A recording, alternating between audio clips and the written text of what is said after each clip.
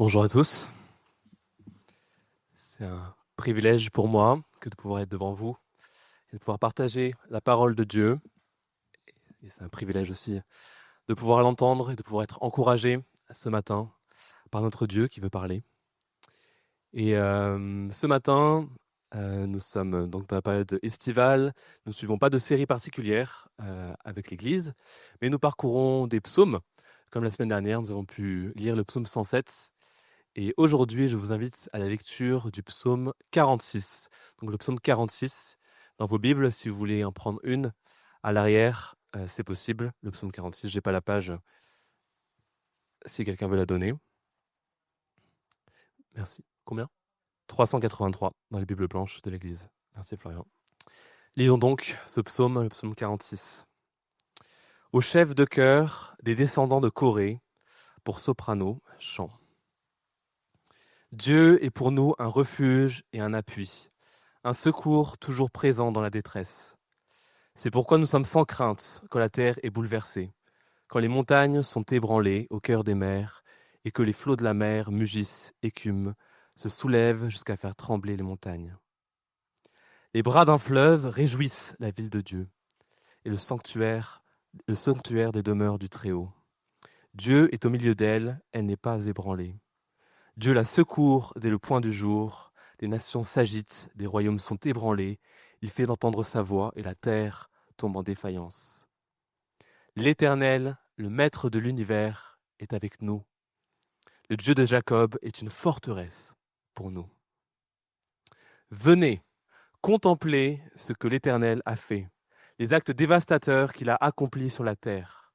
C'est lui qui a fait cesser les combats jusqu'aux extrémités de la terre. Il a brisé l'arc et rompu la lance. Il a détruit par le feu les chars de guerre. Arrêtez et sachez que je suis Dieu. Je domine sur les nations, je domine sur la terre. L'Éternel, le Maître de l'univers, est avec nous. Le Dieu de Jacob est pour nous une forteresse. Jusqu'ici la parole de Dieu.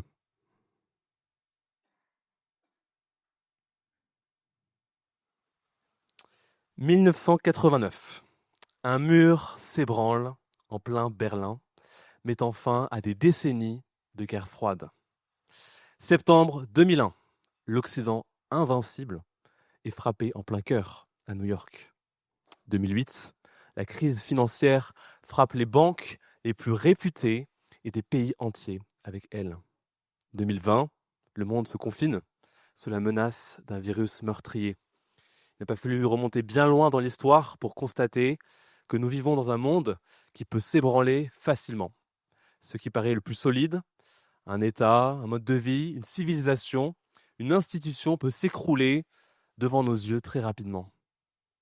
Et si nous regardons à une échelle plus personnelle, à l'échelle de nos vies aussi peuvent être bouleversées par un événement soudain, inattendu, la perte d'un proche, un accident, la perte d'un emploi, une maladie. Ce qui semblait ancré dans nos vies, ce qui semblait être une évidence, est d'un seul coup ébranlé et peut disparaître. Et quand les choses ancrées dans nos vies et sont ébranlées et que tout semble fragile, viennent aussi les questions. À qui faire confiance ? Sur qui ? Sur quoi s'appuyer ? Que peut-on espérer de certains ? Et ces questions peuvent nous laisser blessés, égarés, en crise de confiance, parfois aussi dans le déni. Pourtant, le Dieu vivant parle. Il parle dans un tel monde. Il nous parle aujourd'hui à travers du psaume que nous venons de lire. Il est ce Dieu inébranlable, un refuge toujours solide. Et ceux qui se confient en lui sont remplis d'assurance, même devant un monde qui s'ébranle. Et ce psaume est un chant qui exprime cette foi, un chant de victoire, un chant de confiance, un chant de louange, un chant d'assurance. Un chant auquel nous pourrons nous joindre, nous aussi j'espère, après avoir été encouragés par ce psaume. Et pour partir à la découverte de ce psaume, nous allons simplement suivre les strophes de ce psaume qui sont séparées par des pauses. 3 strophes et 3 leçons pour nous inviter à placer notre foi en Dieu. Un Dieu qui est inébranlable, dont l'alliance est inébranlable et dont le règne est aussi inébranlable et certain. Donc 3 strophes et 3 leçons qui fortifieront notre foi. Et nous commençons directement par la première scène, le premier tableau. Nous sommes sans crainte quand la terre est bouleversée, quand les montagnes sont ébranlées au cœur des mers et que les flots de la mer mugissent, écument, se soulèvent jusqu'à faire trembler les montagnes. Le psaume s'ouvre sur une scène digne du meilleur film catastrophe. Des montagnes tremblent, s'ébranlent, des flots sont déchaînés et font trembler les montagnes. La création tout entière paraît hors de contrôle et semble s'autodétruire. Quoi de plus stable pourtant qu'une montagne? Ça nous paraît éternel, une montagne. Et si les mers et les océans se retournent contre nous pour nous menacer, qui pourra nous protéger?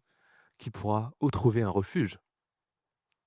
Et si nous avons peut-être jamais connu de tremblement de terre ou de tsunami, il ne faut pas aller bien loin pour saisir certainement les parallèles avec notre propre vie, des repères qui s'effondrent, des convictions qui sont remises en question, des éléments essentiels de nos vies perdus à cause des circonstances, d'événements imprévus. Et nous avons dans la Bible aussi des histoires qui illustrent bien cela, et j'ai pensé à l'histoire du roi David. Nous avons lu un extrait de sa vie ce matin, et il y a un autre événement qui est arrivé alors qu'il était roi d'Israël, roi choisi par Dieu, un roi à qui tout réussissait, qui gagnait toutes ses guerres, qui était aimé par son peuple. Pourtant, alors qu'il est solidement établi, son propre fils, Absalom, réussit à monter les dirigeants contre lui. Il complote contre lui. Il est plus jeune, plus populaire, il a de l'ambition, il veut prendre la place de son père. Et en un seul jour, tout s'effondre pour David. Les gens se rallient à Absalom et il doit prendre la fuite. Il quitte Jérusalem, son palais royal, avec sa cour, et fuit en direction du désert. Ce qui était pour lui une évidence, son quotidien, son trône, son palais, sa domination sur le peuple, la paix dans le pays, tout est remis en question, tout est ébranlé en un instant. David, il est roi de qui? Roi de quoi? Un roi sans palais, un roi dans le désert. Tout est ébranlé et remis en question par ce complot de son propre fils. Et l'histoire ne s'arrête pas là. Il va s'en sortir, David, rassurez-vous. Vous pouvez lire la suite dans 2 Samuel 15. Mais cette histoire illustre bien la réalité de montagnes qui s'ébranlent dans une vie et de tout qui est remis en question et de tout qui semble au moins disparaître, voire qui peut disparaître aussi. Et nous ne sommes pas rois. Et pourtant, il peut arriver aussi des événements qui menacent de détruire tout ce sur quoi nous comptons. C'est pessimiste peut-être comme vue, peut-être c'est réaliste parce que nous vivons dans un monde qui est fragile. Et ça nous ramène en tout cas, je pense, cette réalité à notre état de créature. Nous ne sommes pas tout-puissants. Nous ne contrôlons pas tout. Nous ne sommes pas, même si on aimerait le croire, pleinement autonomes, pleinement indépendants. Si le sol tremble, le sol sur lequel nous nous tenons, nous tremblons aussi. Pourtant, au milieu de ce chaos, le psalmiste fait cette déclaration à contre-courant. Nous sommes sans crainte quand la terre est bouleversée. Déclaration de sa foi ou aveu de sa folie. Il a pourtant toutes les raisons de craindre lorsque la terre elle-même est ébranlée. Dieu est pour nous un refuge et un appui, un secours toujours présent dans la détresse. Voilà la réalité qui change et qui donne de l'assurance au psalmiste. Dieu, le Créateur, Dieu qui a fondé les montagnes, qui a mis une limite aux eaux de la mer. Dieu qui existe depuis toujours et qui demeure inchangé. Qui pourrait contredire sa parole? Qui pourrait contrecarrer ses plans? Qui pourrait le contraindre à changer? Il est. De toute éternité, il demeure le même. Les montagnes tremblent et les flots s'agitent, mais Dieu demeure inébranlable. Nous avons du mal à croire cela. Ça semble hors de notre portée que Dieu soit hors de la création. Il n'est pas soumis, comme nous le sommes, aux aléas, aux circonstances de ce monde. Il contrôle toutes choses, mais rien ne le contrôle. Rien ne pourrait changer qui il est, sa nature, ses plans, ce qu'il a choisi de faire. Il est ce Dieu inébranlable et éternel. À qui voulons-nous comparer un tel Dieu? Y a-t-il un autre Dieu en dehors de moi? Demande Dieu, l'Éternel, par la bouche du prophète Ésaïe. Il n'y a pas d'autre rocher, je n'en connais pas. Si même le Seigneur ne connaît pas, c'est qu'il n'y en a pas d'autre. Qui d'autre peut être ce refuge et cet appui, ce secours toujours présent dans la détresse? Qui d'autre mérite notre entière confiance? Sur qui d'autre fonder nos vies et nos espoirs? La réponse à ces questions semble évidente, sans appel, et pourtant, force est de constater que dans nos propres vies, nous laissons souvent d'autres choses être le fondement, être le socle sur lequel nous construisons nos projets et notre identité. Est-ce que tu te reposes sur ton intelligence, sur les relations que tu as avec ta famille, sur ta capacité à plaire et à obtenir ce que tu veux de la part des gens? Est-ce que tu te reposes sur l'indépendance que te donne pour l'instant ta santé et ta bonne situation financière? Les amis, ne nous faisons pas avoir pour des illusions, par des illusions de refuge, même pour les refuges qui ressemblent à des montagnes, parce que tout peut trembler et tout peut être ébranlé. Et laissons à Dieu sa juste place. Il veut être notre refuge et notre soutien inébranlable. Et c'est parfois une grâce de voir notre monde s'écrouler, ou au moins s'ébranler, pour qu'on constate la fragilité de tout ce qui nous entoure et de nos faux refuges, et pour que les illusions tombent, et pour que Dieu reprenne sa place dans nos cœurs. Il n'y a pas de refuge comme notre Dieu. Tenons donc ferme notre foi en lui. Voilà la première leçon de toutes ces strophes. Dieu est ce refuge inébranlable. Mais cette leçon nous laisse avec une question. Qui peut profiter de ce refuge? Qui sont ceux qui peuvent dire notre Dieu est notre refuge? Et c'est pour cela que nous pouvons regarder à la seconde strophe, qui commence comme ceci. Les bras d'un fleuve réjouissent la ville de Dieu. Le contraste est saisissant avec la scène précédente, qu'ici règne le calme et la paix. Imaginez le doux bruit d'une source d'eau qui s'écoule, par opposition au fracas des eaux qui venaient se fracasser sur les montagnes juste avant. Dans cette ville, rien ne semble manquer, tout est calme. Et le fleuve semble symboliser la manière dont tous les besoins des habitants de la ville sont pourvus. Et le plus important, c'est que cette ville est la ville où Dieu habite, la ville que Dieu a choisie pour y demeurer.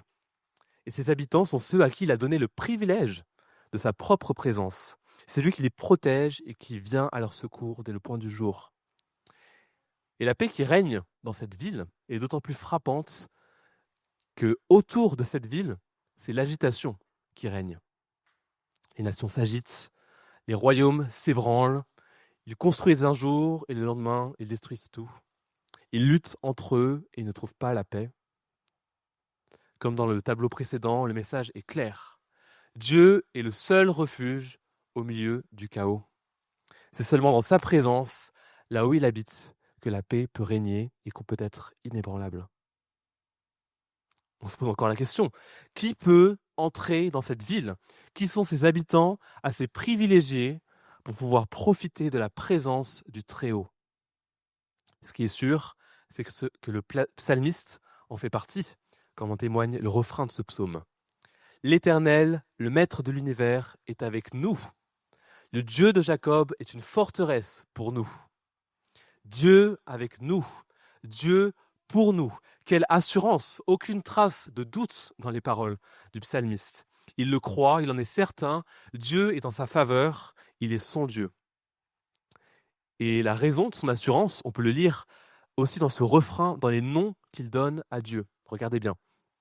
Il appelle Dieu l'Éternel, le Dieu de Jacob. Jacob, c'est l'ancêtre du peuple d'Israël. C'est de lui que sont issus 12 fils et 12 tribus qui forment les 12 tribus d'Israël. Et l'Éternel, ou Yahweh, en hébreu, c'est le nom de l'alliance. C'est le nom que Dieu a donné à son peuple par l'intermédiaire de Moïse, le peuple qu'il s'est choisi, le peuple qu'il a libéré de l'esclavage alors qu'ils étaient en Égypte au travers de grands miracles. Ce peuple, il l'a conduit au désert, il lui a parlé, il a conclu une alliance avec eux. Il sera leur Dieu et eux seront son peuple. Il demeurera au milieu d'eux et ils pourront profiter des bénédictions de sa présence, sa protection, sa provision. Cette ville est donc bien le symbole de cette alliance et ses habitants sont donc les bénéficiaires de cette alliance, le peuple que Dieu a choisi. Il a choisi de demeurer au milieu d'eux et de répandre sa bénédiction. Il a engagé sa propre personne, son propre nom, son honneur envers ses habitants. Il ne peut pas renier cette ville, pas plus qu'il ne peut renier sa propre personne. Ça, c'est la sécurité que donne Dieu au travers de cette alliance inébranlable. Et nous savons que depuis le temps de l'Ancien Testament, une nouvelle et meilleure alliance a été conclue. Dieu lui-même, dans la personne de Christ, est venu conclure une alliance en son sang. Il invite chaque homme et chaque femme à demeurer, à entrer dans la ville et à demeurer auprès du Très-Haut, à pouvoir dire avec le reste du peuple, notre Dieu, le Maître de l'univers, est avec nous, à bénéficier de la faveur de Dieu. Nous qui étions de ces nations qui s'agitent, qui étions parmi ces rebelles contre Dieu, en dehors de la ville, nous qui étions ennemis, étrangers par rapport à Dieu, nous pouvons entrer dans cette ville. Non parce que nous sommes dignes, ou parce que nous avons gagné le droit d'entrer, mais parce que Jésus, afin de procurer la sainteté au peuple au moyen de son propre sang, a souffert à l'extérieur de la ville. Il est sorti en dehors de la ville pour que nous puissions entrer dans cette ville. Il a été traité comme un criminel, comme un ennemi, pour que nous puissions être traités comme citoyens de cette ville. Il a ouvert un chemin en donnant sa propre vie, afin que ceux qui croient en lui ne demeurent pas loin de lui, mais connaissent la vraie vie dans sa présence. Est-ce que nous réalisons le privilège immense de faire partie du peuple de Dieu par la foi en Jésus-Christ? La grâce que Dieu demeure au milieu de son Église, qu'il nous accorde sa présence de manière permanente et inconditionnelle. Pourtant, cette promesse que Dieu demeure au milieu de nous ne nous exempte pas de difficultés. L'image utilisée dans cette strophe est celle d'une ville, une ville refuge au milieu d'un chaos, mais pris d'un angle différent, c'est aussi l'image d'une ville qui est assiégée. Les ennemis sont à sa porte et ils s'agitent contre le peuple de Dieu. Pourtant voilà, la ville ne tombera pas. Au moment opportun, au point du jour, Dieu la secourt. Dieu reste fidèle à son alliance et ne laissera pas les siens être perdus au milieu des ennemis. Est-ce que nous croyons cela, nous aussi, quand nous voyons l'Église qui semble être assiégée et menacée de tous côtés, quand nous voyons que le monde s'oppose à Dieu et à tout ce qui porte la trace de Dieu, quand nous voyons une influence des idéologies qui grandissent et qui menacent de nous égarer, d'égarer nos enfants. Et si l'extérieur est effrayant, au-dedans, rien de beaucoup plus rassurant, entre les divisions, les luttes d'ego, les faux prophètes, les faux bergers, les faux frères, comment l'Église de Dieu tiendra-t-elle? La force de cette ville ne tient pas à ses murailles impressionnantes, ni à son système de défense sophistiqué, ni encore à la vigueur de son armée. La force de cette ville réside en une seule chose. Dieu demeure au milieu d'elle et il s'est lié à elle par une alliance inébranlable. Il dit un mot et les nations de la terre tombent en défaillance. Il a tout pouvoir pour garder les siens. Dieu est notre forteresse, le maître de l'univers est pour nous. Lui qui aime d'un amour fidèle et éternel. Soyons alors remplis d'assurance. Notre Dieu est notre refuge et il est fidèle pour nous garder, nous qui sommes son peuple et qu'il a racheté en son Fils. Quelle grâce extraordinaire, quel refuge inébranlable. Et tout cela nous fait arriver à la troisième et à la dernière strophe. Un troisième tableau, une scène terrible que le psalmiste nous décrit. Un champ de bataille revenu au calme. Après la fureur des armées qui s'affrontent, après les cris de rage et de douleur, le silence est revenu. Les arcs brisés reposent sur le sol, les lances rompues gisent à côté, et les chars de guerre finissent de disparaître dans les flammes. Ça y est, la bataille est terminée, la guerre est remportée. Une voix s'élève, réclamant la victoire. Sachez que je suis Dieu. Je domine sur les nations. Je domine sur la terre. Le moment est arrivé. Après des millénaires d'agitation des nations rebelles, des rois orgueilleux qui réclament pour eux-mêmes la souveraineté sur la terre a été ébranlée une dernière fois. Et depuis, le calme règne. La paix est là. Il ne sera plus jamais menacé. Car le maître de l'univers a réclamé sa place. Il est entré en jugement. Il a vaincu tous ses ennemis et il a réclamé la victoire. Le règne lui appartient à lui seul pour toute l'éternité. Quelle vision glorieuse de la victoire finale de Dieu, de son règne inébranlable. Une vision pourtant qui, on peut l'imaginer, devait être bien loin de la réalité du psalmiste. On ne connaît pas précisément le contexte historique de ce psaume, mais on peut imaginer qu'il n'a pas vu cette victoire totale de son vivant, et nous non plus. Aux dernières nouvelles, la guerre est toujours aux portes de l'Europe et dans bien d'autres continents. Donc c'est bien par les yeux de la foi que le psalmiste peut entrevoir cette vision de la scène de victoire de Dieu. Une foi dans la personne de Dieu et dans ses promesses. Le psalmiste connaît Dieu, il connaît son caractère, il sait qui il est. Dieu est le maître de l'univers, comme cela a été répété plusieurs fois dans ce psaume. Supportera-t-il indéfiniment les révoltes et ceux qui contestent son autorité? Laissera-t-il la place pour toujours aux idoles et aux faux refuges, à ces nations qui s'agitent pour prendre sa place? Non, certainement pas. Le psalmiste en a l'assurance. Viendra le jour où Dieu ébranlera le monde pour remettre les choses à leur place, pour juger et pour être reconnu par tous les peuples comme le véritable Dieu, le souverain de cette terre.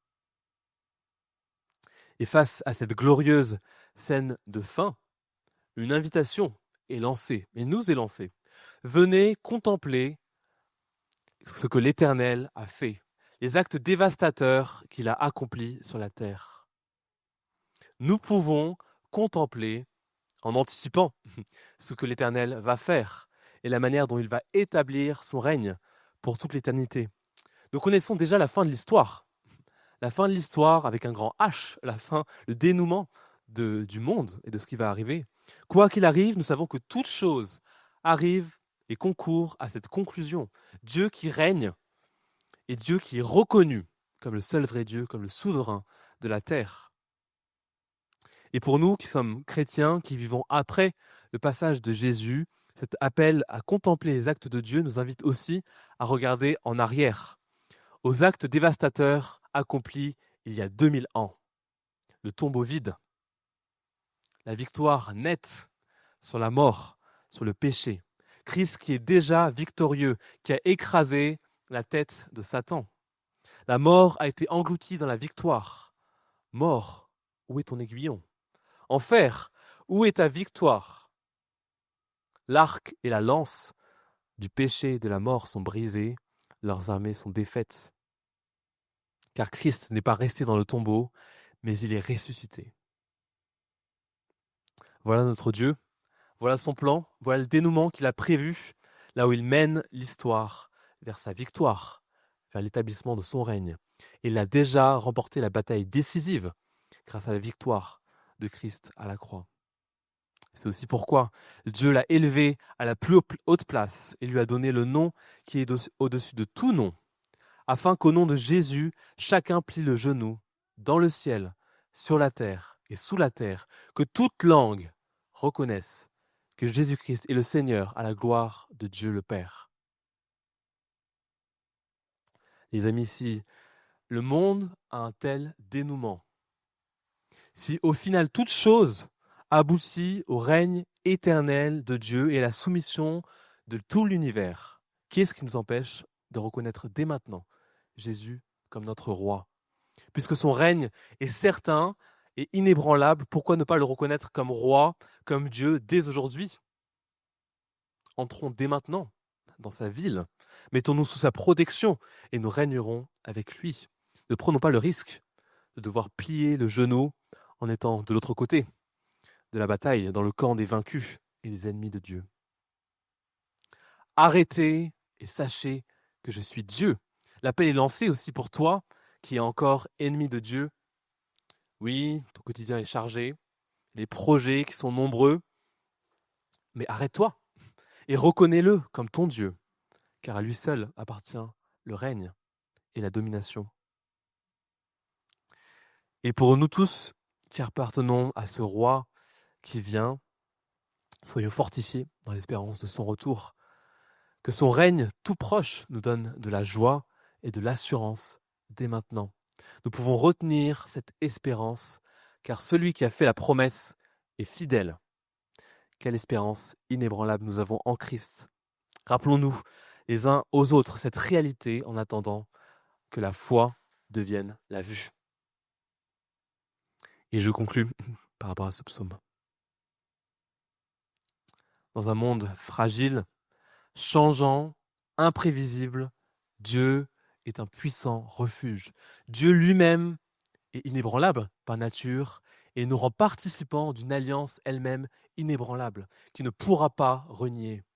Il est Dieu, il est roi, et sa domination s'étend aux extrémités de la terre. Elle sera rendue visible devant tous très bientôt. Il fera régner sur toute la terre la paix, une paix éternelle qui ne sera jamais, jamais plus ébranlée. Confions-nous dans un tel Dieu et soyons pleins d'assurance. Il demeure au milieu de nous. Reconnaissons qui il est. Reconnaissons que rien n'est comparable à lui dans toute la création, qu'il est le seul refuge. Reconnaissons son amour, sa fidélité, son alliance qui demeure à toujours. Reconnaissons sa toute-puissance et sa domination sur toute la terre, car son règne vient, et adorons-le. Toutes les créatures qui sont dans le ciel, sur la terre, sous la terre, sur la mer, tous les êtres qui s'y trouvent, je les entendis crier. À celui qui est assis sur le trône et à l'agneau soit la louange, l'honneur, la gloire et la domination au siècle des siècles. Les 4 êtres vivants répondaient « Amen ». Et les anciens se prosternèrent et adorèrent. Prions. Seigneur, nous te bénissons parce que tu es ce Dieu inébranlable, véritable, ce roi qui vient, et ta domination, Seigneur, s'étend sur toute la terre. Il n'y a aucun royaume, aucun roi qui pourra subsister devant toi, Seigneur, puisque tu seras élevé au-dessus de tous. Seigneur, nous voulons te voir tel que tu es et voir aussi le monde tel qu'il est, un monde fragile, aux promesses qui sont souvent illusoires. Et nous voulons, Seigneur, te prendre, toi, comme refuge, toi, comme notre Dieu. Merci parce que tu nous as accordé le privilège en Christ de pouvoir faire partie de ton peuple, de pouvoir être dans cette ville. Tu nous donnes le privilège que tu demeures au milieu de nous et tu demeures, Seigneur, au milieu de ton Église, que tu gardes jusqu'au bout. Seigneur, viens remplir nos cœurs de foi, d'assurance en toi, Seigneur, car toi, tu ne failliras pas. Tu ne connaîtras pas, Seigneur, la défaite, mais la victoire, le règne, la louange, la domination, la gloire t'appartiennent au siècle des siècles. Amen.